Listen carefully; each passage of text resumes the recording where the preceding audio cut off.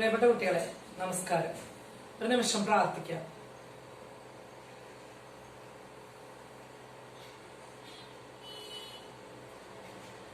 എന്റെ പേര് Sindhu, saint Thomas HSS Thrissur, Malayalam HST ആണ്.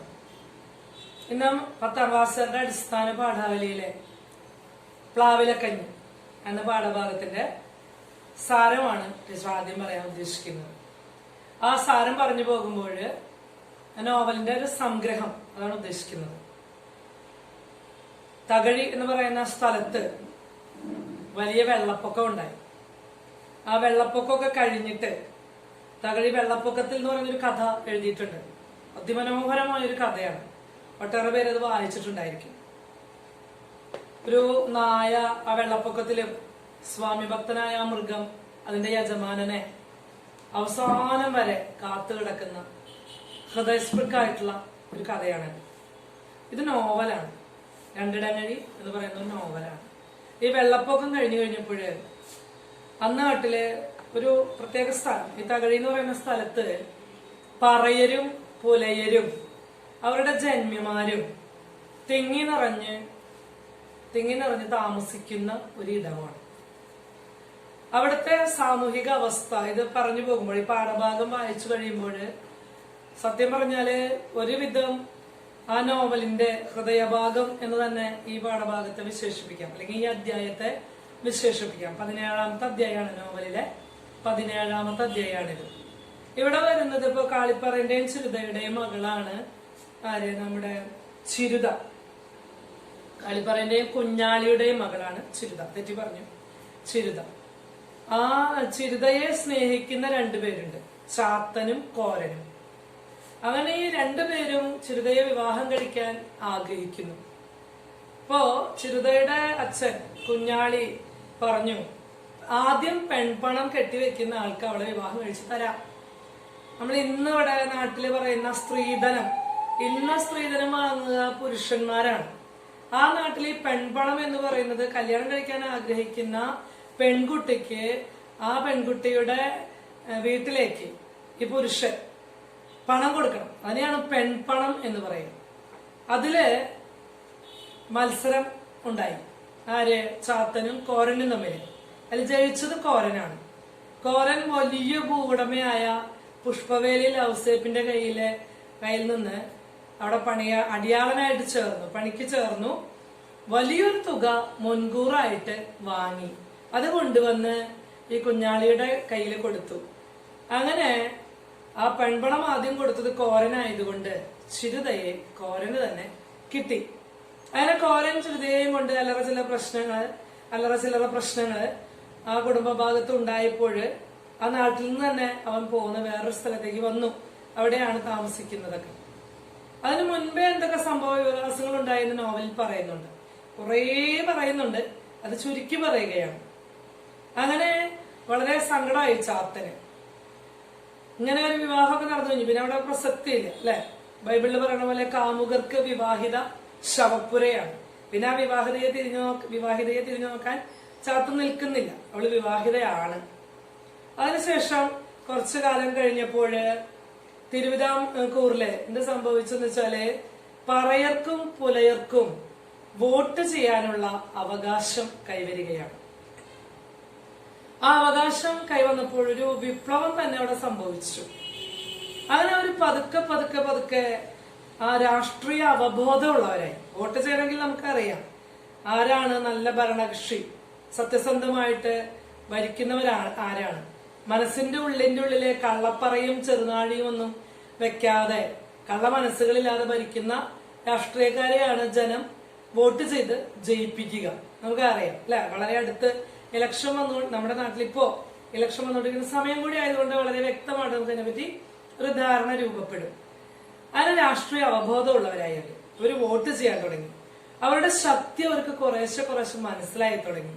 അവർക്ക് അവരുടെ അവകാശങ്ങളെ കുറിച്ച് ബോധ്യം വന്നു തുടങ്ങി. അസംഘടിതരായിരുന്ന തൊഴിലാളികൾ ഒന്നിക്കാൻ തുടങ്ങി. ഇത് സംഘടനകളെ സ്ഥാപിച്ചു. കോരൻ സംഘടനയുടെ നേതാവുമായി. അങ്ങനെ വിപ്ലവം തന്നെ സൃഷ്ടിച്ചു. എന്തായിരുന്നു അവരുടെ ആവശ്യം? കൃഷിഭൂമി കർഷകർക്ക് കിട്ടണം. ഭൂരഹിതരായ കർഷകര് ഉണ്ട്. ആ ജന്മി കുടിയാൻ വ്യവസ്ഥയില് ജന്മിമാർക്കാണ് ഒത്തിരി ഭൂമിയുള്ളത്. കുടിയാന്മാർ ഒരു ഒരു വലിയ കാലഘട്ടത്തോളം അവർക്ക് വേണ്ടി കൃഷി ചെയ്ത് വിളവ് കൊയ്ത് കൊടുക്കുന്നു. നെല്ല് കൂലിയായിട്ട് ചോദിക്കുമ്പോൾ ലഭിക്കുന്നുമില്ല. അങ്ങനെ അവരതിനു വേണ്ടി ഞങ്ങൾക്ക് ഭൂമി കിട്ടണം എന്ന് പറയുന്നത് അവസാനം വിജയിക്കുന്നുണ്ട്. ഇപ്പോ നമ്മൾ കൊയ്യും വയലെല്ലാം നമ്മുടേതാകും പൈങ്കിളി എന്നൊരു സിനിമാ ഗാനം നിങ്ങൾ കേട്ടിട്ടുണ്ടായിരിക്കും. അത് ഇത്തരം സംഘടനാ പ്രവർത്തനങ്ങളിൽ നിന്ന് രൂപപ്പെടുന്ന സംഘടനാ ഗാനങ്ങളാണ് അതൊക്കെ. ഇവിടെ ഈ കോരൻ യൂണിയൻ നേതാവായി കഴിഞ്ഞപ്പോൾ പിന്നീട് കുറെ കാലം കഴിയുമ്പോൾ കോരന്റെ അച്ഛൻ മരിക്കുകയൊക്കെ ഉണ്ടാകുന്നു. മരിക്കുമ്പോൾ അവിടെ ആ സ്ഥലത്ത് അദ്ദേഹത്തിന്റെ ശവം മറവ് ചെയ്യാൻ പോലും അനുവദിക്കുന്നില്ല. അതിൽ നിന്നൊക്കെ എന്താ ഉണ്ടാകുന്ന വെച്ചാൽ കോരൻ കൂടുതൽ ഊർജം ഉണ്ടാവുകയാണ് അയാൾക്ക്. ആ ഊർജത്തില് അയാൾ ചെയ്യുന്നത് സംഘടനാ പ്രവർത്തനങ്ങളിൽ കൂടുതലായിട്ട് മുഴുകുകയാണ്. അങ്ങനെ അയാൾ ഒരു ദിവസം പാടം ചുറ്റി കാണാൻ വേണ്ടി ഇറങ്ങിയ സമയത്ത് ചാക്കോ മുതലാളി ആ ചിരുതയുടെ ഈ കോരന്റെ കുടിലിലേക്ക് വരികയും അവിടെ വെച്ച് അവളെ കയറി പിടിക്കാൻ ശ്രമിക്കുകയൊക്കെ ചെയ്തു. പെട്ടെന്ന് കോരൻ ആ കാഴ്ച കണ്ട് വീട്ടിലേക്ക് ആ ചറ്റക്കുടിലേക്ക്, ഭാഷ പോലെ അങ്ങനെയാണ് ചറ്റ, അതായത് നമ്മുടെ വീട് അന്നത്തെ താഴ്ന്ന തലകൊക്കെ പറയാൻ പറ്റില്ല, അതിലേക്ക് ഓടി വരുന്നു. ഓടി വന്ന് അയാളുമായിട്ടുള്ള മൽപ്പിടുത്തം ഉണ്ടാകുന്നു. ആ മൽപ്പിടുത്തത്തില് ചാക്കോ മരിക്കുന്നു.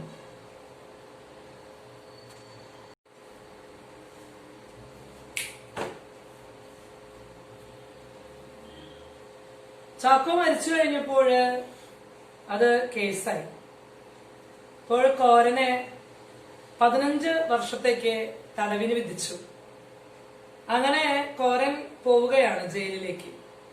ആ പോകുന്ന സമയത്ത് കോരനിൽ നിന്ന് തന്നെ എന്ന് നമ്മൾ വിശ്വസിക്കുന്ന നോവൽ വായിക്കുമ്പോൾ ചിരുത ഗർഭിണിയാണ്.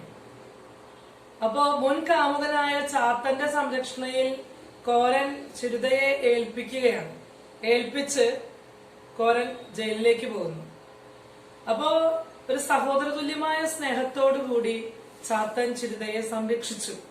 അങ്ങനെ 15 വർഷത്തിന് ശേഷം കോരൻ ജയിൽ മോചിതനായി വരികയും ഭാര്യയോടും കുഞ്ഞിനോടും സുഹൃത്തായ ചാത്തനോടും ഒന്നിച്ച് ചേരുകയും ചെയ്യുകയാണ്. അങ്ങനെ കുറച്ചു കാലം കഴിയുമ്പോൾ സംഘടനാ പ്രവർത്തനങ്ങളും കൃഷിഭൂമി കർഷകൻ എന്നുള്ള മുദ്രാവാക്യവും കൂടുതൽ രൂക്ഷമായിക്കൊണ്ടിരുന്നു.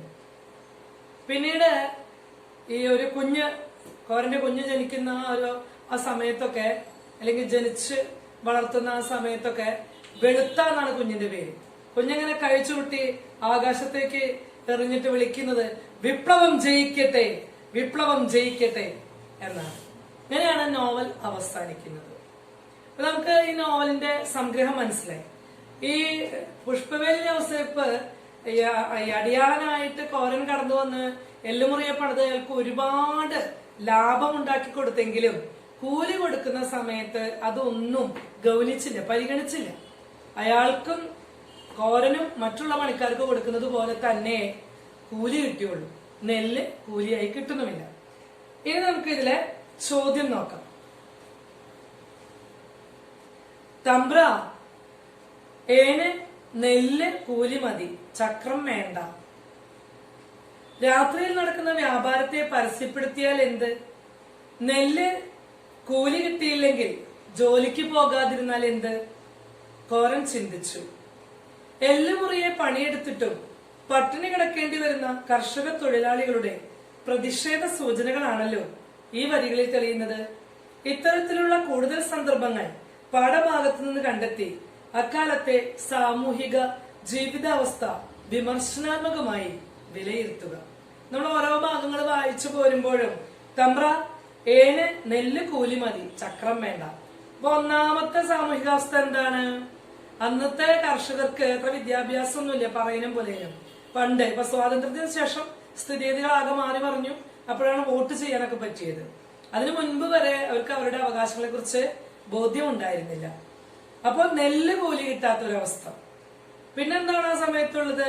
അസംഘടിത തൊഴിലാളി വർഗമാണ് സാമൂഹിക അവസ്ഥ. കർഷകർ തൊഴിലാളികളാണ്, അവർക്കൊരു സംഘടന ഉണ്ടായിരുന്നില്ല. അടുത്ത വരികൾ എന്താണ്? രാത്രിയിൽ നടക്കുന്ന വ്യാപാരം. നെല്ല് 7 രൂപ വിലക്ക്, പെട്ട വിലക്ക് കയറ്റി അയക്കുകയാണ്, വലിയ വള്ളത്തിലും ഒക്കെ കയറ്റി അയക്കുകയാണ്. ഈ പാവങ്ങളുടെ അധ്വാനത്തിന് ഒരു തുള്ളി, ഒരു നെന്മണി പോലും കൂലിയായിട്ട് കൊടുക്കുന്നില്ല. ഇത്രയും പണിയെടുത്തിട്ട് അവരുടെ വീട്ടിൽ മുഴുവൻ പട്ടിണിയാണ്. കഞ്ഞി കുടിക്കാനായിട്ട് ഒന്നും കിട്ടുന്നില്ല, ചോറ് വയറുന്ന ചുണ്ണാൻ പറ്റുന്നില്ല. അങ്ങനെയുള്ള ദുരന്തം. അപ്പൊ അവിടെ വരുന്ന പ്രശ്നം എന്താണ്? കരിഞ്ചന്ത പൂഴ്ത്തിവയ്പ്. പിന്നെന്താണ്? ഭൂരഹിത കർഷകർ. ഈ ജന്മി കുടിയാൻ ബന്ധം എന്ന് വെച്ചാൽ അറിയാലേ, ഭൂവുടമകളെയാണ് നമ്മള് ലാൻഡ് ലോഡ്, ജന്മിമാരെന്ന് പറയാം. പണ്ടത്തെ ആളുകള് സ്വാതന്ത്ര്യത്തിന് മുൻപ് വരെ എന്ത് സംഭവിച്ചിരുന്നു? ഒരുപാട് ഭൂമി ഒരാളുടെ കയ്യില് അടക്കി വെക്കുകയാണ്. അയാൾ അവിടെ ഒരു പണിയെടുക്കില്ല. ജന്മി എന്ത് ചെയ്യും? കൽപ്പിക്കുക മാത്രമേ ഉള്ളൂ. ഇപ്പൊ ചങ്ങമ്പുഴയുടെ വാഴക്കുല എന്ന് പറയുന്ന കവിതയിലും അവിടെ ഒത്തിരി കഷ്ടപ്പെട്ട് ഒരു വീട്ടിലെ കൊണ്ടുവന്ന് വെക്കുന്ന ഒരു വാഴ, പട്ടിണിയാണ് അവിടെ മുഴുവൻ, കർഷക കുടുംബമാണ്. ആ വാഴ കുലച്ച് കുലയുണ്ടായി അത് പഴുത്ത് അതിലത്തെ ഒരു പഴം തിന്ന് വിശപ്പടക്കാൻ, നമുക്കറിയാം ഒരു വാഴ കുലയ്ക്കാൻ അതിൽ കൊലയുണ്ടാകാനൊക്കെ ആയിട്ട് ഏകദേശം ഒരു വർഷം എടുക്കും. അത്രയും ദിവസം 365 ദിവസം, ഞാൻ അതിവർഷമാണെങ്കിൽ അതിന്റെ അപ്പുറം 365 ദിവസവും പട്ടിണിയാണ്. ആ സമയത്ത് എന്താ ചെയ്യുന്നത്? തമ്പുരാൻ കൽപ്പിച്ചു മക്കളെ എന്ന് പറഞ്ഞിട്ട് വേദനയോടുകൂടി അത് മൂത്ത് പഴുക്കാറാവുമ്പോൾ വെട്ടിക്കൊണ്ട് ചെല്ലാനായിട്ട് ജന്മി കൽപ്പിക്കുകയാണ്. അപ്പൊ അതിന്റെ അടിയിൽ അങ്ങനെ കുറെ വരികളുണ്ട്, അതിലേക്കൊന്നും ടീച്ചർ പോകുന്നില്ല. അതിന്റെ അടിയിൽ എഴുതി വെക്കുന്നുണ്ട്. എന്താ പറയുന്നത്? ഇതിനൊക്കെ പ്രതികാരം ചെയ്യും പതിതരെ, ഇതിനൊക്കെ പ്രതികാരം ചെയ്യുമോ നിങ്ങൾ തൻ പിന്മുറക്കാർ. എന്താ അവര് പറയുന്നത്? ഇതിനൊക്കെ നിങ്ങളുടെ പിന്മുറക്കാര്, ആ കൊച്ചുകുട്ടികൾ വളർന്നു വലുതായി അടുത്ത തലമുറയാവും, അവരിതിനൊക്കെ പ്രതികാരം ചെയ്യും. പ്രതികാരം ചെയ്തത് എങ്ങനെയാണ്? കൃഷിഭൂമി കർഷകർക്ക്. അപ്പൊ ഏതൊക്കെ കർഷകരാണോ കൃഷി, അത് പാസ്സായി നിയമം, ഏതൊക്കെ കൃഷിക്കാരാണോ കൃഷി ചെയ്തിരുന്നത് അവർക്ക് ഭൂമി കിട്ടി. അപ്പൊ എന്തുണ്ടായി? കൃഷി ചെയ്യാതിരുന്ന ആളുകൾ ആരായിരുന്നു? ജന്മിമാരായിരുന്നു. ജന്മിമാർക്ക് അവരുടെ ഭൂമി നഷ്ടപ്പെടുകയും നേരെ തിരിച്ച് ഒരു സാമൂഹിക അവസ്ഥയിലേക്ക് കൂപ്പുകുത്തുകയും ചെയ്തു.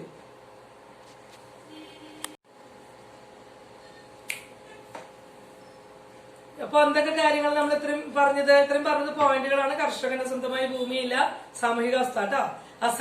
രണ്ടാമത്തെ അസംഘടിത തൊഴിലാളി വർഗം, മൂന്നാമത്തെ നെല്ല് കൂലിയായി കിട്ടാത്ത അവസ്ഥ, നാലാമത്തെ കരിഞ്ചന്ത, അഞ്ചാമത്തെ പൂഴ്ത്തിവയ്പ്, ആറാമത്തെ ജന്മി കുടിയാൻ അവസ്ഥ, പിന്നെ ഏഴാമത്തെ ഭൂരഹിത കർഷകരാണ്, എട്ടാമത്തെ വിദ്യാഭ്യാസമില്ലാത്ത പറയനും പുലയനും. അത്രയും വരെ. പിന്നെ നോവലിന്റെ പകുതി ഭാഗത്തുമ്പോ അതിന്റെ വിഷയങ്ങൾ മാറി വരുന്നു. അടുത്ത ചോദ്യം നോക്കാം. ഇത് കഞ്ഞി കുടിക്കുന്ന ഭാവമേ ഉള്ളൂ. അല്ലടി എൻ കുടിക്കുക. എടി കള്ളി, നീ അത് ഒളിച്ചു മച്ചിരുന്നോ? എന്തിനായത്? നാഴി അരിയല്ലയോ മച്ചുള്ളൂ, നീ കുടി. പിന്നെ അങ്ങനെ സ്റ്റാർ മാർക്കുകളാണ്. ആ കഥയുടെ തന്നെ, നോവലിന്റെ തന്നെ മറ്റൊരു ഭാഗം എന്ന് കാണിക്കാൻ വേണ്ടിട്ട്. അതിന്റെ ഇടയിൽ കുറെ ഭാഗങ്ങൾ വിട്ടുപോയത് നമുക്ക് പാഠഭാഗത്ത് വായിച്ചെടുക്കാം.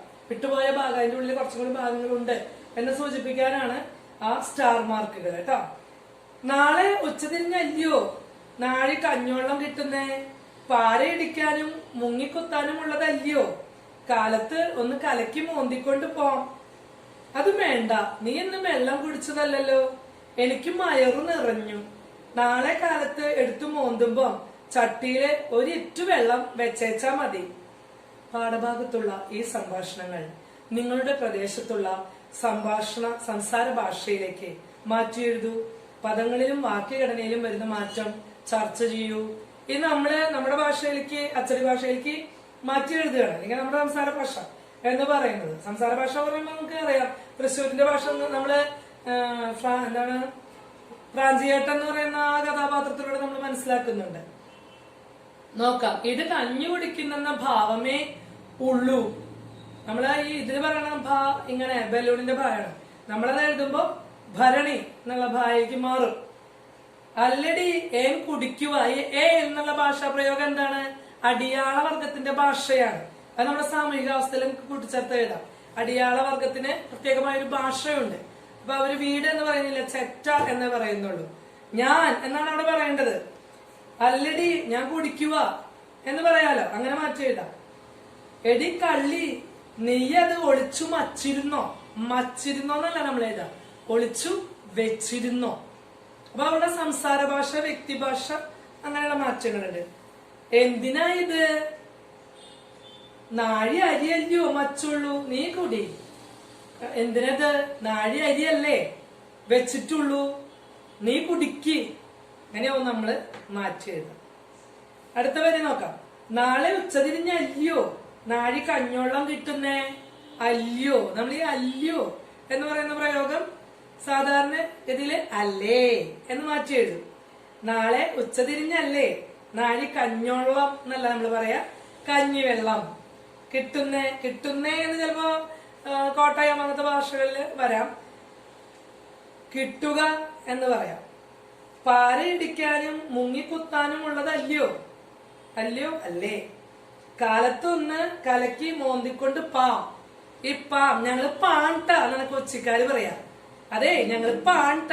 നമ്മളാണെങ്കിൽ എങ്ങനെ പറയാ? ഞങ്ങള് പോവുകയാണ് എന്നാണ് നമ്മൾ പറയാം അല്ലെ. ഓരോ സ്ഥലത്തും ഭാഷാ ഭേദങ്ങളുണ്ട്. അതാണ് ഇവിടെ പറയുന്ന കാര്യം. ഇനി ഇത് തന്നെ നമ്മുടെ ഇതല്ല, ചെമ്മീനിലൊരു ഭാഷ നമുക്കൊന്ന് ശ്രമിച്ചു നോക്കാം. എനിക്ക് അത്ര പറയാൻ അറിയില്ല, എങ്കിലും ശ്രമിച്ചു നോക്കാം. ചെമ്മീനിലൊരു ഭാഗമാണ് നിങ്ങളുടെ ടെക്സ്റ്റിൽ ഇവിടെ കൊടുത്തിരിക്കുന്നത്, നീല ആ പാരഗ്രാഫിൽ നോക്കിട്ടാ. ചെമ്മീൻ എന്നുള്ളതില് ജീവിതത്തിന് അഭിവൃദ്ധികരമായ മാറ്റം വരുന്ന ആഹ്ലാദത്തോടെ ചക്കി കറുത്തമ്മയോട് പറഞ്ഞു, മൊകാളെ നമ്മക്ക് വള്ളവും വലയും ഉണ്ടാകാറായിപ്പോയി. കറുത്തമ്മ മിണ്ടിയില്ല. എന്ന് വെച്ചാൽ ആ ആഹ്ലാദത്തിൽ പങ്കുകൊള്ളാൻ അവൾക്ക് കഴിഞ്ഞില്ല. അതായിരുന്നു അവളുടെ മാറ്റം. ചക്കി സ്വഗതമായി പറഞ്ഞു, കടലാമ കഞ്ഞു. കറുത്തമ്മയുടെ ഉള്ളിൽ തങ്ങി നിന്ന ഈർഷ്യ പുറത്തു ചാടി. മനുഷ്യരെ പറ്റിച്ചാല് കടലാമ്മക്ക് ദേഷ്യമില്ലോ. ചക്കി കറുത്തമ്മയുടെ മുഖത്ത് നോക്കി. അവൾ കുഞ്ഞിയില്ല, എന്നുവെച്ചാൽ അവൾ മിണ്ടിയില്ല എന്നർത്ഥം. തുടർന്ന് ചോദിക്കാൻ ഇനിയുമുണ്ട്. എന്തിനാ അമ്മച്ചി ആ പാവാത്തീനെ പറ്റിച്ചു വള്ളവും വലയും? അത് കഷ്ടമാ. എന്നതാടി നീ പറയുന്നത്? പാറ്റിയെന്നോ? തന്റെ അടുത്തോടെ കറുത്തമ്മ പറഞ്ഞു. അതെ.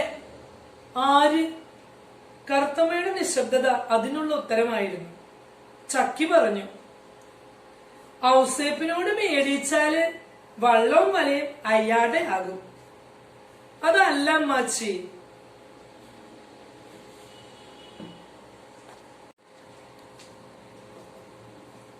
അതല്ല അമ്മാച്ചി. ഔസേപ്പിനോട് മേടിച്ചാല് കാശും പലിശയും തിരിച്ചു കൊടുക്കണം. നമ്മള് കൊടുക്കണം എന്നാണ് പറയുന്നത്. ഇത് കൊടുക്കണ്ടായോ? കറുത്തമ്മ പറഞ്ഞു. ഇത് തിരിച്ചു കൊടുക്കാനെ കൊണ്ടാണോ മേടിച്ചത്? ചക്കിയുടെ മുഖത്തേക്കെറിഞ്ഞ ഒരു ചോദ്യമായിരുന്നത്. ചെമ്മീൻ തകഴി. ഇതെവിടത്തെയാണ്? ഇത് കടലോര വാസികളുടെ ഒരു സംഭാഷണ ഭാഷയാണ് അല്ലെ.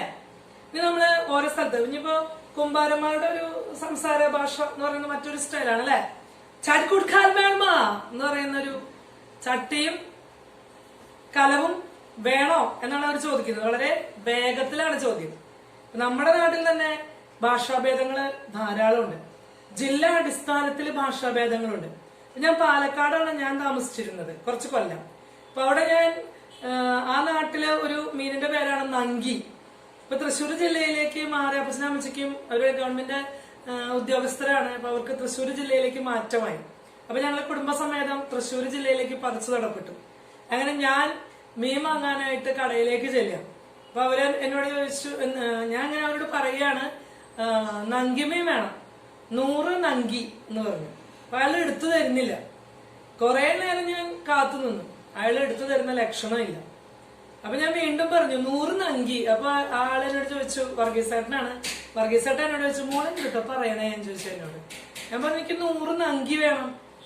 അത് എന്താ ഈ സാധനം എനിക്ക് മനസ്സിലായില്ല എന്ന് പറഞ്ഞു. ഞാനപ്പോ ഇങ്ങനെ കുറെ നോക്കിപ്പോയി നങ്കി അവിടെ ഇരിപ്പുണ്ട്. അപ്പൊ ഞാൻ പറഞ്ഞു അതീ മീനാണ് എന്ന് പറഞ്ഞു. അപ്പൊ ആള് ഒരുപാട് ചിരിച്ചു. എന്നിട്ട് എന്നോട് പറഞ്ഞു, ഓ ഇതിനെയാണോ നങ്കി എന്ന് പറയുന്നേ? ഇത് മാന്തളാണ്. ഓ ശരി. മാന്തളിനെ പാലക്കാട് ഞാൻ പിരായി എന്ന് പറയുന്ന സ്ഥലത്ത് മേഴ്സി കോളേജിന്റെ ബാക്ക് കോസ്റ്റൊക്കെ ആയിട്ട് വരും, അവിടെയാണ് താമസിച്ചിരുന്നത്. നങ്കി എന്നത് പാലക്കാട് പ്രദേശത്തിന്റെ ഒരു ഭാഷയാണ്. അത് തൃശ്ശൂർ ജില്ലയിലേക്ക് വരുമ്പോ നങ്കിയൊന്നുമില്ല. ഇവിടെ എന്താണ്? അത് മാന്തളാണ്. ഇനി കോട്ടയം ജില്ലയിൽ അനുജത്തി കുറെ കാലം കോട്ടയത്തായിരുന്നു എന്റെ അനുജത്തി ബിന്ദു. അപ്പോ അവള് വന്നപ്പോ എന്നോട് പറഞ്ഞു, ചേച്ചി നമ്മുടെ വീട്ടില് ലോലോലിക്ക ഉണ്ടായിട്ടുണ്ടോ എന്ന് ചോദിച്ചു. അപ്പൊ ഞാൻ പറഞ്ഞു, ലോലോലിക്കോ അതെന്താണ്? അപ്പൊ ഞാനും ചിരിച്ചു. അപ്പൊ അവള് കൊണ്ടുവന്ന് കാണിച്ചു തന്നു, വീട്ടിലുണ്ടായിട്ടുണ്ടത്. അപ്പൊ എന്താണ് ലോലോലിക്ക? അത് ലൂവിക്കയാണ്, നമ്മുടെ നാട്ടിലെ ലൂവിക്കയാണ്. ഭാഷാ ഭേദങ്ങൾ എന്ന് പറയുന്നത് ഇതാണ്. ഇപ്പൊ മരച്ചീനി, കൊള്ളി, കപ്പ, ചിലപ്പോ അങ്ങോട്ട് ഒന്നും പോണ്ടി വരില്ല. നമ്മുടെ തൃശ്ശൂർ ജില്ലയിൽ തന്നെ വിവിധ സ്ഥലങ്ങളിൽ വിവിധ ഭാഷകളാണ്. ഇതൊക്കെയാണ് ഭാഷാഭേദങ്ങൾ പറയുന്നത്. സിനിമകൾ എടുത്താലും അങ്ങനെ തന്നെ. ടീച്ചർ കഴിഞ്ഞ ദിവസം ഒന്ന് സൂചിപ്പിക്കുകയുണ്ടായി അല്ലെ, നമ്മുടെ തിരുവനന്തപുരം ഭാഷ വളരെ ഭംഗിയായിട്ട് നമ്മുടെ മമ്മൂക്ക കൈകാര്യം ചെയ്യുന്നത് രാജമാണിക്യത്തില് കേൾക്കാം. ഞാൻ എല്ലാ മനുഷ്യർക്കും, എല്ലാ തരത്തിലുപെട്ട മനുഷ്യർക്കും ഒരുപാട് ഇഷ്ടപ്പെട്ട ഒരു സിനിമയാണത്. കാരണം എന്താ, അതിന്റെ ആ ഭാഷാ പ്രയോഗം എന്ന് പറയുന്നത് അതിമനോഹരമായിട്ട് അദ്ദേഹം സാധിച്ചിട്ടുണ്ട് അല്ലെ. പിന്നെ തൃശ്ശൂർ ജില്ലയുടെ ഭാഷയാണ് പ്രാഞ്ചിയാട്ടൻ ആൻഡ് സെയിന്റില് വരുന്നത്. അതും നന്നായി തന്നെ അദ്ദേഹം ചെയ്തിട്ടുണ്ട്. ഫ്രാൻസിസ് പുണ്യാളനൊക്കെ പറയുന്നത് നമ്മുടെ തൃശ്ശൂര് ലാംഗ്വേജിലേക്ക് വന്നിട്ടാണ്, തൃശ്ശൂരിന്റെ സ്ലാങ്ങിലേക്ക് കടന്നു വന്നിട്ടാണ് അതൊക്കെ പറയുന്നത്. ഇനി പഞ്ചവർണ്ണക്കിളി എന്ന് പറയുന്ന സിനിമ, അതില് പാലക്കാടൻ ഭാഷയാണ്. അതുപോലെ തന്നെ നമ്മുടെ ഗവിയുടെ ആ സിനിമയുടെ ഓർഡിനറി എന്ന് പറയുന്ന സിനിമയില് ഏത് ഭാഷയാണ്? ഈ ബിജുമനം സംസാരിക്കുന്നത് മുഴുവനും പാലക്കാടിന്റെ ഒരു ചൊവ്വയുള്ള ഭാഷയാണ്. അപ്പൊ അവിടെയല്ല ഇത്, എങ്കിലും ഓരോ സ്ഥലത്തെ പറ്റിയും നമുക്ക് മനസ്സിലാക്കാനായിട്ട് ഓരോ സിനിമകൾ, ഇപ്പൊ ചെമ്മീൻ എന്ന് പറഞ്ഞ സിനിമ കണ്ടാലാണ് നമുക്ക് അവർ സംസാരിക്കുന്ന രീതി, അവരുടെ വള്ളവും വലി നെയ്തെടുക്കുന്ന രീതി എല്ലാം നമുക്ക് മനസ്സിലാവുക. അവിടെ വളരെ പ്രണയാതുരമായ ഒരു കാവ്യമാണ് ചെമ്മീൻ. അത് വിവാഹം കഴിച്ചു പോയിട്ടുള്ള കറുത്തമ്മ പിന്നീട് കാമുകനായിട്ടുള്ള പരീക്കുട്ടിയോടൊപ്പം മരിച്ചു കിടക്കുന്നതാണ് കാണുന്നത്, കടൽ തീരത്ത് അടിയുന്നതാണ് കാണുന്നത് അല്ലെ. അപ്പൊ അന്നത്തെ സാഹിത്യങ്ങളുടെ ഒരു ഭാഷ, ഈ തകഴിയുടെ ഭാഷ എന്ന് പറയുന്നത് മലയാള സാഹിത്യത്തെ പാവപ്പെട്ടവരുടെ ഇടയിലേക്ക് പറിച്ചു നട്ട ഒരു നോവലിസ്റ്റാണ്, ഒരു കഥാകാരനാണ് തകഴി. അദ്ദേഹത്തിന്റെ വിശുക്കുമുത്തു, തോട്ടിയുടെ മകൻ എന്ന് പറയുന്ന അതില് തോട്ടികൾ എന്ന് പറഞ്ഞാൽ ആരാന്നറിയാമോ മക്കളെ? പണ്ട് കക്കൂസുകളൊന്നും ഉണ്ടായില്ല. നമ്മുടെ വിദ്യാബാലൻ പറയുന്നത് പോലെ ശൗചാലയം പണിയണം. അപ്പൊ നമ്മളൊരു കമന്റ് കേട്ടിട്ടുണ്ട് അല്ലെ, വിദ്യാബാലന് ശൗചാലയം പണിയണം എന്നൊക്കെ പറഞ്ഞ് അങ്ങ് പോയാൽ മതി, അബ്ബാസിനാണ് ബുദ്ധിമുട്ട്. ഹാർപ്പിക്കിന്റെ പരസ്യം വരുമ്പോ കുട്ടികൾ പറയുന്ന കമന്റാണ്, നമ്മളത് കേട്ട് ഏറെ ചിരിക്കാറുണ്ട്. പക്ഷെ പണ്ട് എന്തുണ്ടായിരുന്നില്ല, ശൗചാലയങ്ങൾ ഉണ്ടായിരുന്നില്ല. അപ്പൊ മലമൊക്കെ വല്ല ബക്കറ്റുകളിലൊക്കെയാണ് വിസർജിക്കുക മനുഷ്യര്. ആ മലമൊക്കെ ഇപ്പൊ ഇന്ന് സ്കാവഞ്ചേഴ്സ് എന്ന് പറയും, കക്കൂസ് വൃത്തിയാക്കണവരെ അല്ലെ. അപ്പോ മലം, പാട്ടകളിൽ ഉള്ള മലം വളരെ ദൂരെയുള്ള പറമ്പിലേക്ക് കൊണ്ടുപോയി കളഞ്ഞ് വീണ്ടും ആ പാട്ടകൾ അതേ സ്ഥലത്ത് കൊണ്ടുവന്ന് വെക്കും. അങ്ങനെ തോട്ടിപ്പണി ചെയ്യാം. വളരെ താഴ്ന്ന ജാതിക്കാരാണ് ആ പണി ചെയ്യുക. ആ പണി ചെയ്യുന്നവരുടെ ഭാഷ വേറൊരു തരാണ്. അത് ആ നോവൽ വായിച്ചാലാണ് നമുക്ക് മനസ്സിലാവുക. അതില് നമ്മുടെ ഇശക്കുമുത്തു എന്ന് പറയുന്ന ആളുടെ മോഹൻ മകനാണ്. ആ മകൻ പഠിച്ചു വലിയ ആളായിട്ട് ഉദ്യോഗം നേടാനായിട്ട് വരുമ്പോൾ അന്നത്തെ അധികാരികള് അവനെ തോട്ടിയുടെ മകനാണെന്നുള്ളത് കൊണ്ട് തള്ളിക്കളയുക. അവൻ ആ ജോലി കൊടുക്കാൻ കൂട്ടാക്കുന്നില്ല അന്നത്തെ രാഷ്ട്രീയത്തിലുള്ള മനുഷ്യര്. പുണ്യാളൻ അഗർബത്തീസ് എന്ന് പറയുന്ന സിനിമ, ഈ സിനിമ എന്ന് പറയുന്നത് മലയാള സാഹിത്യ രചന തന്നെയാണ് അത് കേട്ടാ. തിരക്കഥയാണ് സിനിമയുടെ കഥ എന്ന് പറയുന്നത്, സാഹിത്യമാണ്. അപ്പൊ പുണ്യാളൻ അഗർബത്തീസിലെ ജയസൂര്യ എന്ന് പറയുന്ന കഥാപാത്രം കൈകാര്യം ചെയ്യുന്നതും തൃശ്ശൂർ ഭാഷയാണ്. ഭാഷാഭേദങ്ങളെ കുറിച്ചാണ് ടീച്ചർ പറയുന്നത്. ഇപ്പൊ തോപ്രാംകുടി എന്ന് പറയുന്ന ലൗഡ് സ്പീക്കറോ അതിനൊരു സിനിമ, അവിടുത്തെ ഒരു ഭാഷ ഒന്ന് വേറെയാണ് അല്ലെ.